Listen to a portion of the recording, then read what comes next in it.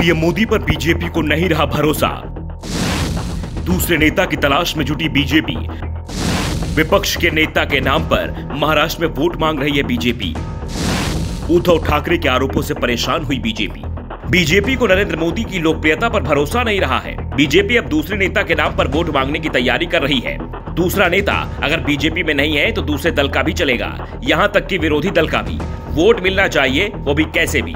ये दावा उद्धव ठाकरे ने किया है, जो शिवसेना के एक गुट के प्रमुख हैं। एक गुट हम यहाँ इसलिए बोल रहे हैं क्योंकि शिवसेना अभी किसकी है इस पर फैसला नहीं हो पाया है। मामला सुप्रीम कोर्ट और चुनाव आयोग दोनों ही जगह चल रहा है। वैसे पार्टी किसकी है इस पर फैसला सुप्रीम कोर्ट को नहीं, चुनाव आयोग को करना है। ऐसे में उद्धव ठाकरे का यह दावा कि बीजेपी को अब मोदी पर भरोसा नहीं रहा है, इस पर भी सवाल खड़े हो रहे हैं। लेकिन उद्धव अपने बयान के समर्थन में कुछ दलीलें भी दे रहे हैं। दरअसल नरेंद्र मोदी ने बीजेपी में उम्र को लेकर एक नियम बनाया था।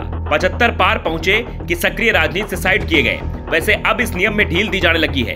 बीजेपी संसदीय बोर्ड में 75 पार के ओबीसी नेता बीएस येदियुरप्पा और आदिवासी नेता सत्यनाथ जाटिया को शामिल कर पार्टी अध्यक्ष जेपी नड्डा ने बता दिया है कि समय के साथ नियम बदले भी जा सकते हैं। लेकिन उद्धव ने जो बयान दिया है उसका मोदी की उम्र से वास्ता नहीं है। उद्धव ने निशाना महाराष्ट्र के डिप्टी सीएम देवेंद्र फडणवीस पर साधा है। दरअसल फडणवीस ने कहा था कि बीजेपी बीएसपी का चुनाव जीतकर बाला साहेब ठाकरे के सपने को पूरा करेगी। बाला साहेब के सपने को पूरा करने की जिम्मेदारी बीजेपी और एकनाथ शिंदे के गुट वाली शिवसेना के गठबंधन की है। फडणवीस ने आगे कहा था कि बाला साहब के विचारों का अनुसरण करने वाली असली शिवसेना का नेतृत्व एकनाथ शिंदे कर रहे हैं। उन्होंने ये भी कहा था कि जो लोग बाला साहेब को केंद्र में रखकर सत्ता में आए थे, उन्होंने आज मुंबई की अनदेखी कर बाबा साहेब के सपनों को बुरी तरह कुचल दिया। फडणवीस के इसी बयान पर तंज कसते हुए उद्धव ठाकरे ने कहा कि बाला साहेब के नाम पर वोट मांगकर एक तरफ से फडणवीस ने बात स्वीकार कर ली है कि अब मोदी युग खत्म हो चुका है। मोदी के नाम पर बीजेपी को वोट नहीं मिलेगा, इसलिए महाराष्ट्र में वो बाला साहेब के नाम पर वोट मांग रहे हैं। उद्धव ठाकरे ने कहा कि बीजेपी की यह नीति रही है कि वो हर बार नया नाम ढूंढते हैं और फिर उस नाम के आधार पर ही वोट मांगने लग जाते हैं। यही बीजेपी का असली चेहरा है। लेकिन मुंबई के आगामी निकाय चुनाव में लोग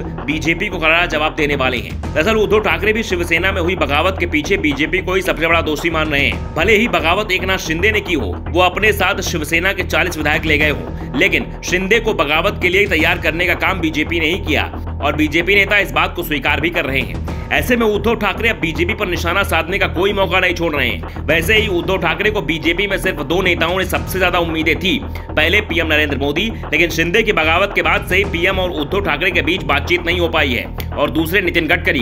दावा किया जा रहा है कि उद्धव ठाकरे से करीबी ही उनकी मुसीबत बन गई, जिसके चलते ही बीजेपी संसदीय बोर्ड और चुनाव समिति से बाहर कर दिया गया।